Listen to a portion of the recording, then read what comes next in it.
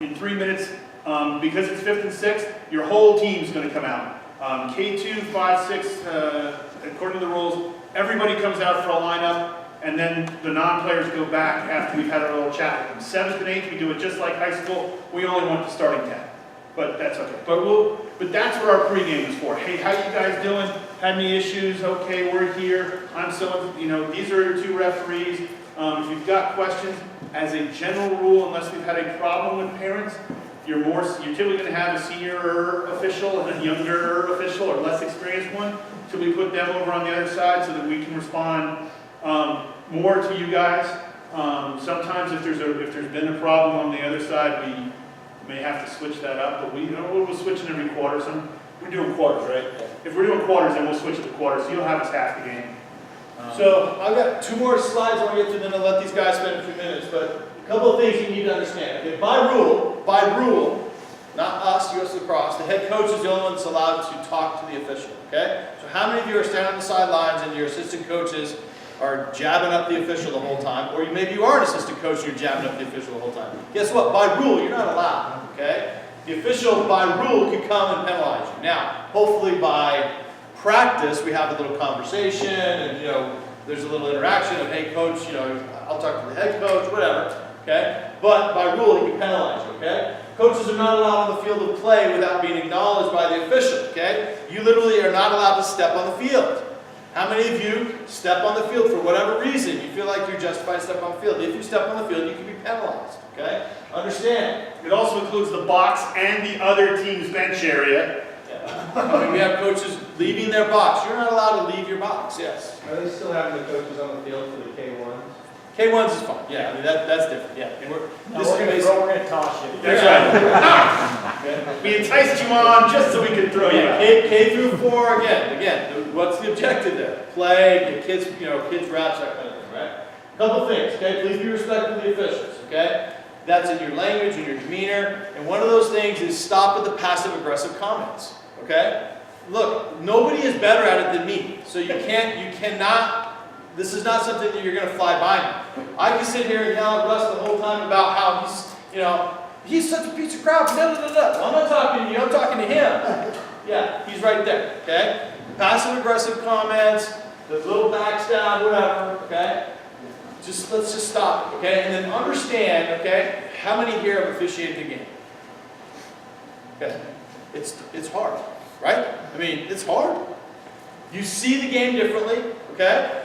Trust me, as a coach, I see the crease from where I'm standing 70 yards away way better than he does. Oh, absolutely. Okay? I see it. And he's going to hear about it because I can see it way down there, okay? Even though he's 4 feet away, they painted it 3 weeks ago and it's rained for 10 of those 21 days, right? I got a better view, okay? But the point is yes, we do see things differently. The point of views are differently. He may be looking at something totally different than you're looking at in a given point in the game for that split second where you see something that you think is so egregious. Again, their focus is on the more important things, okay? So, sorry about this, I don't know what's going on. Anyway, so let's just keep that in mind, okay? So we're working with the officials, we're managing that, we're recruiting new officials. If you know adults that want to officiate, we have a referral fee available to you. Contact me, I'll let you know what that is, okay? We are paying a referral fee for adults that want to officiate. Youth that want to officiate, we're paying for their uniforms, okay? We don't want barriers in the way of people getting to officiate, okay? We've got probably 40 new kids that we're looking at this year already, getting ready to officiate, so we're pretty excited with where we're going. Yes? What's the age on the youth? 16 and up. They have to have reliable transportation because we can't guarantee, I've had parents say, well, can you get them right next to me? We can't guarantee that they're going to get to officiate at the field next to their house, right? It's just not that way, okay? So I'm going to let these guys say a couple of things. I have a quote in here, and again, I'll send you the PowerPoint, but I have a quote in here from Jim Caldwell. Jim Caldwell was the coach of the the Indianapolis Colts for a while, right?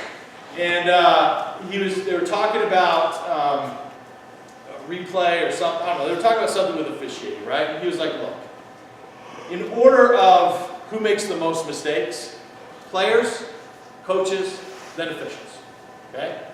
I guarantee you there's not a game as a coach where you haven't made more mistakes than the officials. coaches, and I've coached thousands of games, okay? I've probably had 2,000 or more practices in my life. I've coached hundreds and hundreds and hundreds of games. I've never coached a perfect game. I've screwed up as a coach numerous times, okay? And I'm coming to you as the guy who has set the worst example. If you want to watch me, I've set the worst example at times of how coaches should act, okay? So I'm sitting here saying, hey, I'm not saying I'm better than anybody. I'm saying I got to learn everything everybody else does and do the same things that I'm preaching, but that I know that we have to do better. We have to do better in working with the officials and making sure that we are understanding our role and their role, otherwise we don't have anyone.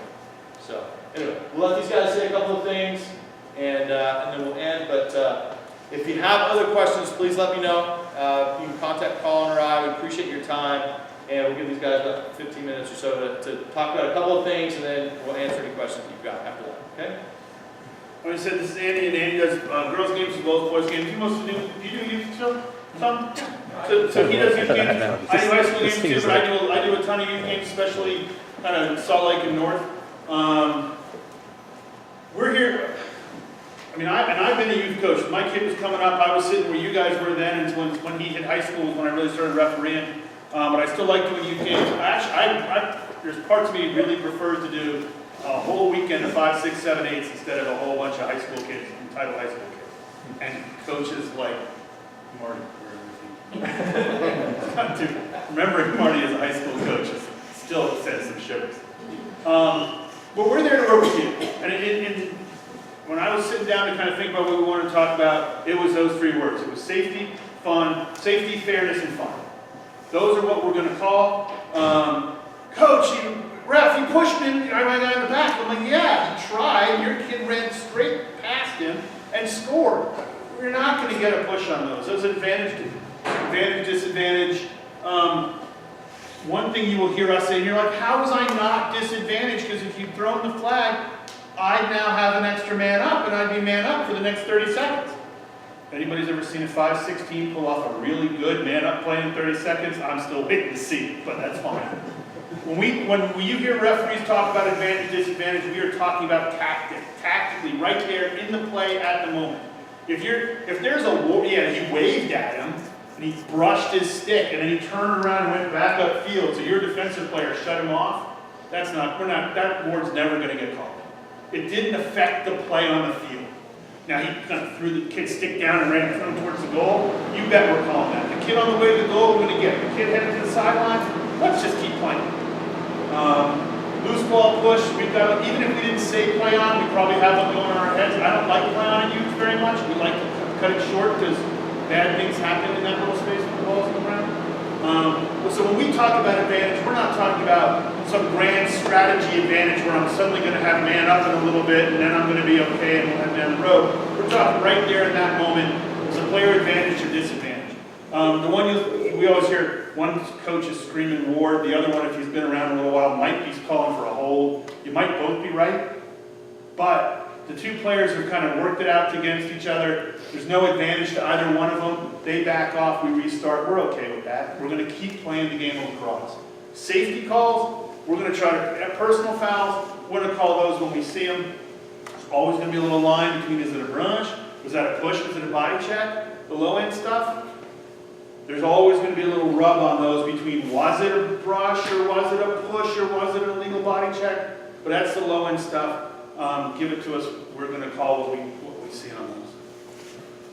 I'll just come at it a little bit of a different angle from my standpoint to the coaches. We want you guys to have fun.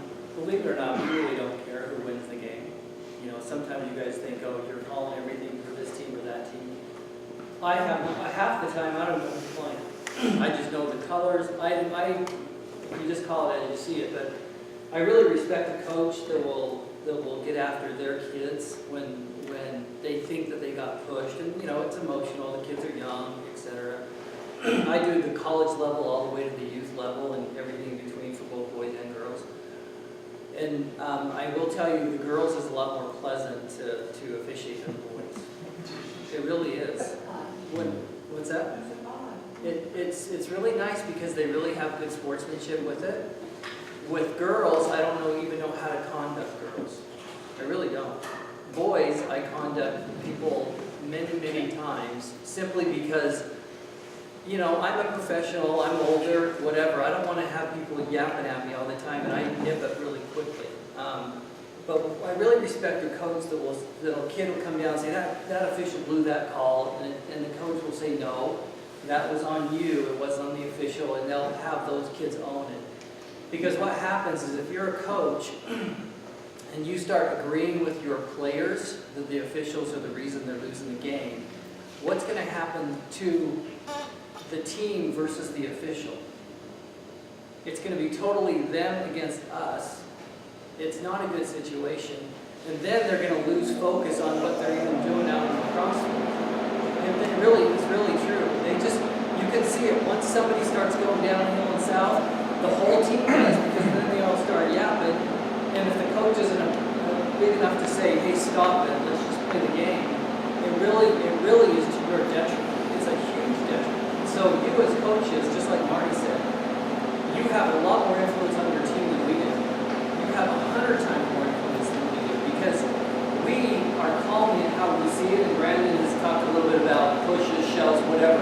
I'm not even addressing that kind of stuff. I'm addressing, the play. Somebody gets mad because the ball went out of bounds. Well, guess what? They come in play, they throw the ball, and guess what happens? It turns over right away. And so you got so bent out of shape on one call that it's going the other way in 2 seconds, and then guess what? It's going the next way in 2 more seconds. So you just got to get by that. And so what I really would ask you guys to do is you don't necessarily talk to us. Just talk to your players, encourage your players. If there is something that is really in your craw, just save it till a quarter or halftime. Just come over to us and just basically say, hey, I really thought that was a push, or I really think that this guy's being a little more aggressive than he should be. Can you just watch that? And we certainly will. There's no problem. But if you get us in the heat of the moment, and you're in the heat of the moment, it's really not a good situation. So my plea to you guys is just have fun with the game. Know that we really aren't biased. We really aren't biased. And anybody who has reffed a game knows that if you get after the official, I saw you raise your hand. What does that do to you if somebody gets after you? Does it make you want to call for more for them? You want to look for, was that a questionable call? Oh. It just doesn't help. And there's so many 50-50 calls in a game that we really do have kind of a mental clock, or at least I do. If you call this one this way, you call this. There's a lot of 50-50 calls. And so really have fun with the game, and just talk to your players and just coach your players. Say a couple things to us if you need to, but really just try to kind of hold your tongue, and you'll have a better experience, and the kids will have a better experience, and then it's not going to go south. The other thing I just want to mention to you is, how many of you guys hate to hear when Brendan talked about a good official, I shouldn't say good official, but an experienced official and a not experienced official? Do you like having a not experienced official reffing your games? Everybody can in unison, no, I don't. I don't. And obviously you don't. You don't want a first-year official, or you don't want some young kid that's out there that doesn't totally know what he's doing, right? Well, Marty talked about, we lose 1,000 officials nationwide or whatever. If you want to keep those officials into the second year and maybe into the third year, you've got to give them a break on the first year. Because if you don't give them a break in the first year, then they leave, and you have another first year. And guess what's going to happen to those guys? They leave, and you got another first year. And so really, it's your responsibility just as much as it is ours to help. I can call a whole field. If I need to, I can call the whole field, and it'll be just fine. I've reffed lots of games solo because we don't have enough officials. There's many times I'll get to a game, and I'll ref solo. I'll ref 4 in a row solo. I just run the middle of the field. It works. It's no problem. But if you want to have those officials into year 2 and year 3 and get a little better, you got to give them a break. And and we know too from the other official side, if they made not the greatest call in the world, we see that as officials. And the commitment from us is, hey, we'll let them know. We're working with, if I'm working a game with a first-year or second-year kid, that's the conversation I'm having with them at halftime. I'll spend 10 minutes after the game with them kind of going, hey, if I can remember, why'd you call that? Now, pushing and things, If I can't see it from 60 yards away, that's the call on the field, we're gonna go. If we see something, you just thing, then we'll wait a couple seconds for a flag and we'll fix it. Know that's that there, the commitments from the league and from us to get the officials right. But if you want experienced officials in here, you gotta let me get the kids there without getting on their backs. And if you've got a choice between two officials to yell at, because you have to yell at, please get the unsportsmanlike from me and not from the kid. There's nothing that irritates me more as if a coach goes after a 16-year-old kid. I will go and get in that coach's face. So just, then don't make us do that. That's what I say, and, you know, conduct calls, I don't want to conduct anyone, but when I go officiate a boys' game, I'm already ready to conduct them. You got the yellow and red cards out, And I don't just- you? and I You just- keep yeah. those from your And I don't want to do that. I really don't like to do that, but, you know, they're just in your ear, and I try in the first couple minutes just to say, coach, or whatever. And we just want to have a good experience, and just know that we really are not against anyone. We're just calling it as we see it, and we know that you guys only see it one way. If you're a coach of blue, you see it blue, all the way. If the red pushes a blue, you see that, but if a blue pushes a red, you don't see that. We totally get that. So just kind of step away a little bit. We're here to have fun. We're just human beings. We have a good time with it. But that's what I'd ask you guys is if players start yapping, don't join the crowd. Just really stop it, because it really affects their game, and they don't have fun. And it's all about having fun and just learning to cross. As for communication, if you've got a question for us, ask the question. Statements don't help them. That was an illegal body check, not a push. I'm like, how about, hey ref, why was that this? If you ask us a question, you're seeking to engage with us. If you give me a statement, I'll be like, no, it wasn't, and then we're at loggerheads, and that's not going to help him. That's when I start moving those 10 yards out on the field, so that I know you're over there and I don't have to deal with you for a couple minutes. Ask questions, not statements. As far as I'm one. Excuse me, just what a good thing is, what did you see there? Yeah. What did you see there? And you can tell your boys that too. What did you see there? But an official, what did you see on that play? That's a good lead. Yeah, a kid comes up and goes, so what did I do wrong? As opposed to, oh, so you're not calling stick checks to the helmet anymore, huh? Really, Johnny? Well, to him, gone. But I've noticed it, I mean, they're getting chippier, the little ones. And we've got to cut that out. And they model our behavior. They model anybody else they're watching behavior. But I love that one. Hand on his hip. So, wow. All right, dude, 34 game, and he's already got this. But ask us questions. I'm one who will tell head coaches, hey, you're the only one I want to hear from anymore. That's not because your assistant coach had the temerity to ask me a question. It's because he's been telling me that it's a lousy call, and I'm hearing 4 adult voices. And I get it. I've coached youth lacrosse, so I've got one coach who kind of knows the game, who's trying to corral 20 kids, and 4 dads who are helping out, who can pass the background check and got their IDs from US. So they're really kind of fans on the sideline. You got to have them help you by not getting on our case. But if you've got a guy and he's doing all your defensive work and he wants to know why I called that, or he's working with the face-off kid, he wants to know what we call the face-off violation. Hey, what did you see on the face-off violation? I'll talk to him all day long. But if all he's been doing is chirping at that end of the bench, and I know it's not your voice, I'm going to come and tell you I don't want to hear from him anymore. And that's just sign flood. I think I wait for it a little bit, but the reason we do it is that gives you a chance to now look at him and go, because he's a coach, he's your friend, your boy's best friend's dad, you don't want to be a jerk to him.